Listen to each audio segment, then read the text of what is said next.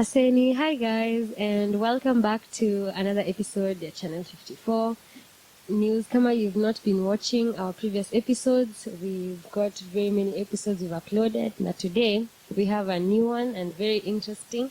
I have my guest here. Her name is Cynthia, and she has a very nice shop, kona dresses, heels, everything me as a girl naeza tamani. So let us introduce Cynthia, atuambie more about herself and her business. Welcome, Cynthia. Hi everyone, my name is Cynthia. I am the owner of Cynthia's Closet. You can find me on Instagram at Cynthia_closet with a K, or on Facebook at Cynthia's Closet with a C. I own a shop at Jevanjee Gardens Shopping Mall, stall number 3. So Cynthia, ebu tuambie sasa, so how long have you been in this business? Ama ulianza lini? Acha tuseme ulianza lini? I started this business in 2014 to now, till date. Till date. Ni experiences gani ulipitia while you were starting the business? What were some of the challenges za kwanza? Unfortunately, in Kenya, starting up a business is the hardest bit. Number one was capital, because banks require certain things to be able to give you a loan. So for me, I think I'd say capital was a big miss-up when I started. And then also just creating a space for yourself in the market. It's also very hard to just find space when people accepting your products. It's very difficult. I see. What inspired you to basically start the shop? I always laugh because it was not something that I had pre-planned to do.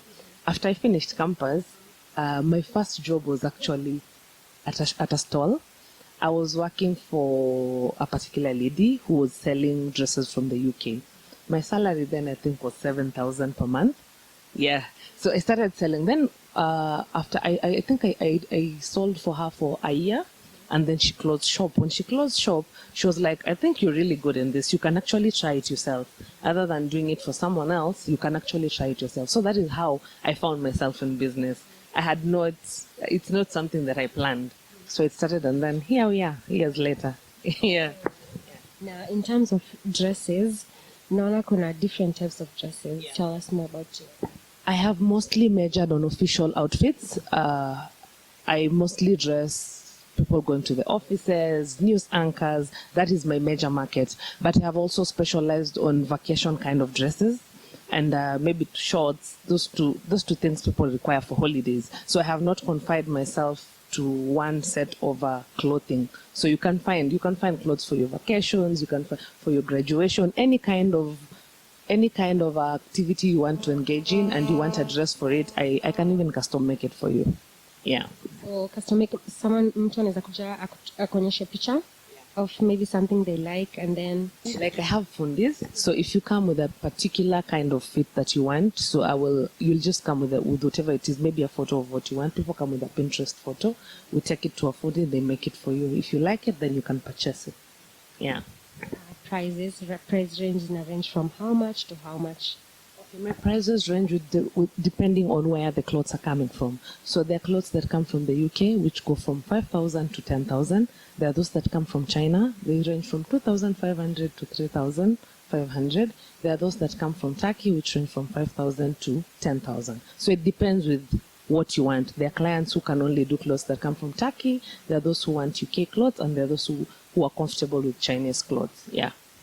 So blouses here, they range from the same category? For 1,000 to 1,500. T-shirts at 1,000. Yeah.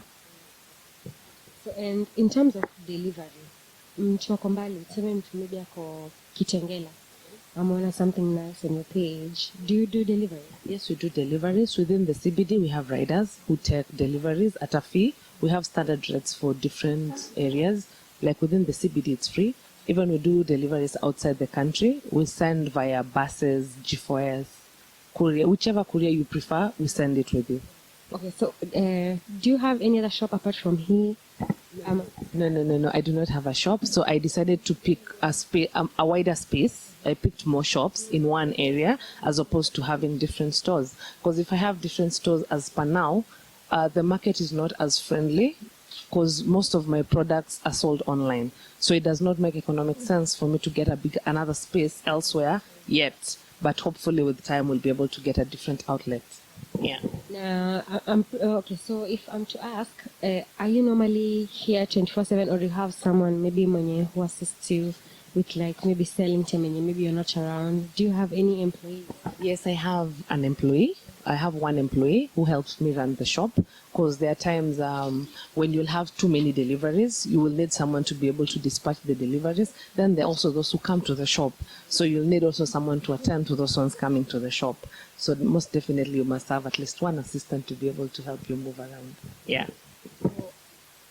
Are there any challenges umepitia maybe na delivery? Maybe umepelekea client clothes, ako like, maybe this is not what I wanted, ama maybe inaanza tu kuleta story. Has there been any challenge hapo?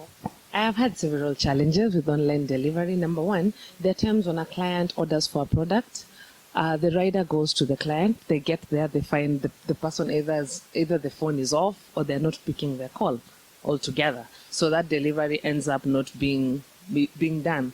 Other times you actually deliver, because most of the time, especially within the CBD, I allow them to fit first before they pay.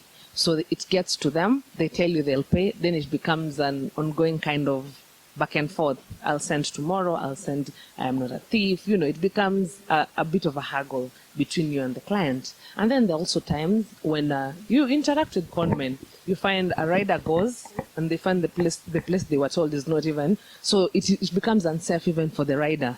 There's a rider who almost actually lost the bicycle. So it becomes a bit difficult because it's not an open space. Someone tells you to come to their home, you're not sure how the environment is, so you just send a rider there. But yeah, there are challenges, but we manage. There are also some good people in the online market who just pay for their deliveries and life goes on. Because I've met so many clients online who I've never met, but we've done business for years, almost 3 years. Some outside the country, some within Nairobi. They've never been to the shop, but we've been doing business. Yeah. Okay, when I started, I've always modeled my own stuff for the longest time.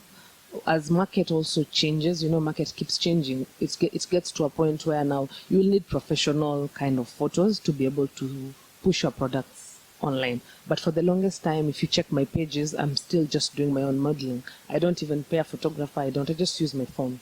Because I tend to feel sometimes photography, it is a good thing, but it tends to exaggerate the product. So sometimes the client, what they see and what they get, there's a disconnect. So I just tend to use my phone so that you just get the actual product. But I think with time, the market forces just tend to push you to getting a model.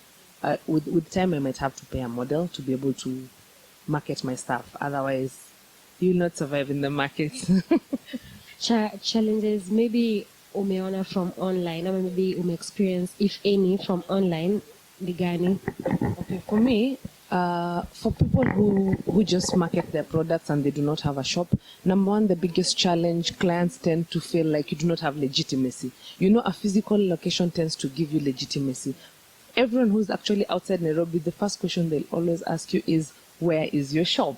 Because they want a place where, if in case I have issues with maybe address, maybe it didn't fit, because there are also those exchanges that have to be done. Where can I find you?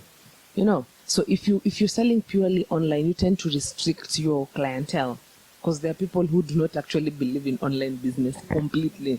So there are people who will tell you, you'll find people, what do you online, because I order these things, they bring something else. Or there are times I've been conned. There are people who've been conned so many times. So you see, that is also a very big challenge, because people tend to lose trust, and when they lose trust, it becomes an issue, because you're dealing with someone who has already been either stolen from, or maybe they were not given a product that they had purchased.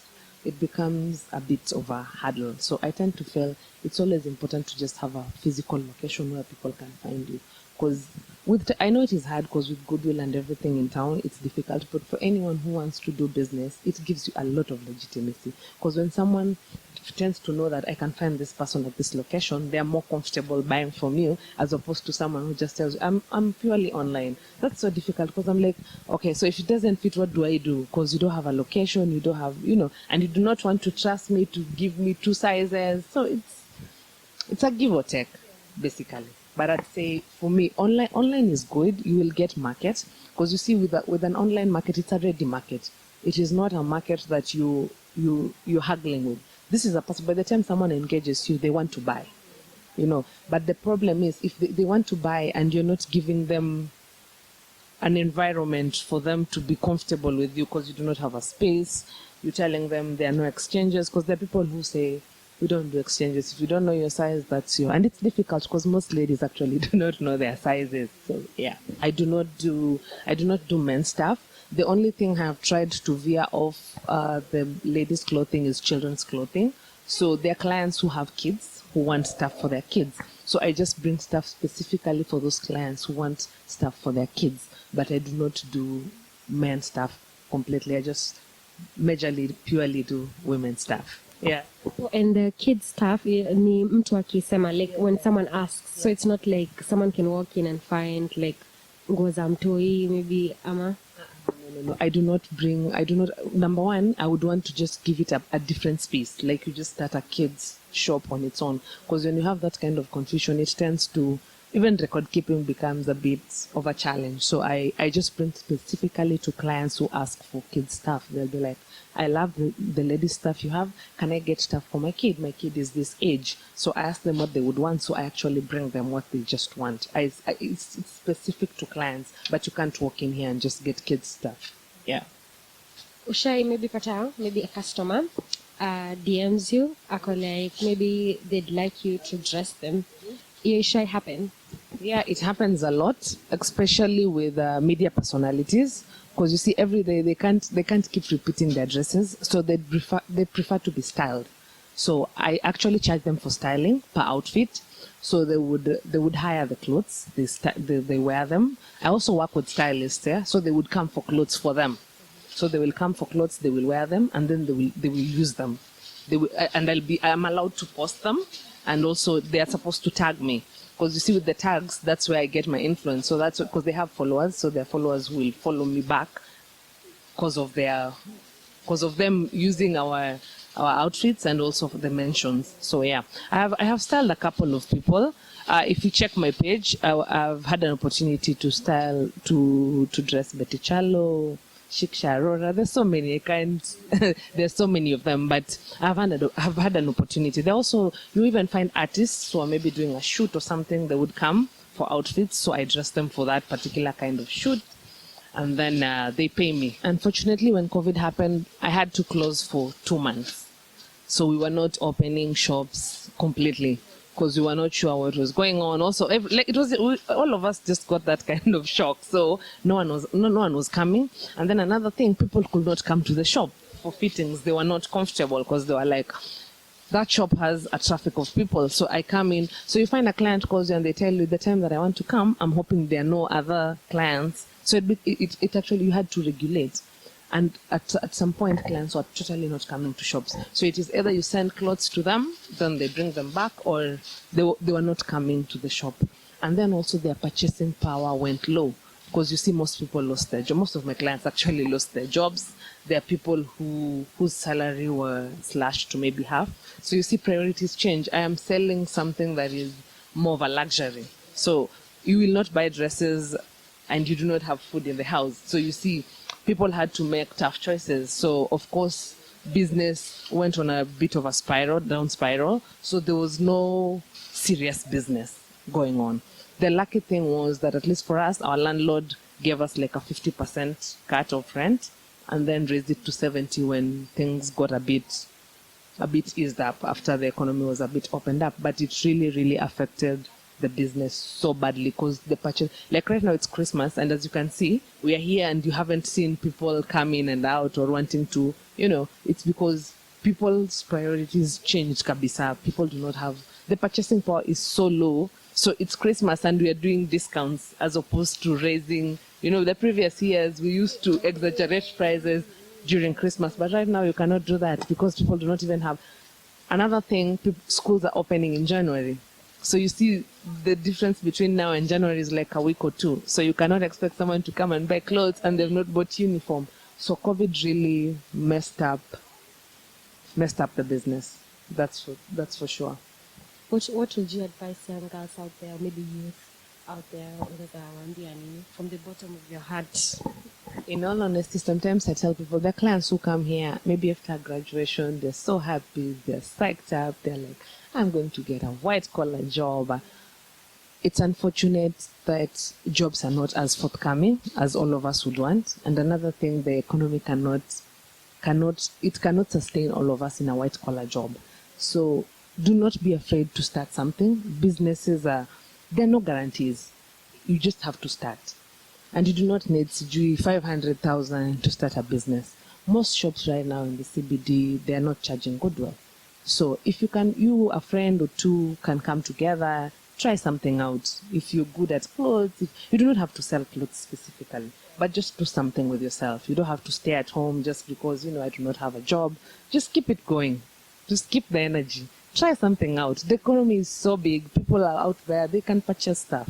If you bring good stuff, people will definitely purchase. So do not lose hope. Do not stay in the house. Like in Nairobi, you can do almost anything. Even if it's tomatoes, sell them. Believe you me, at some point, it will give back. Yeah.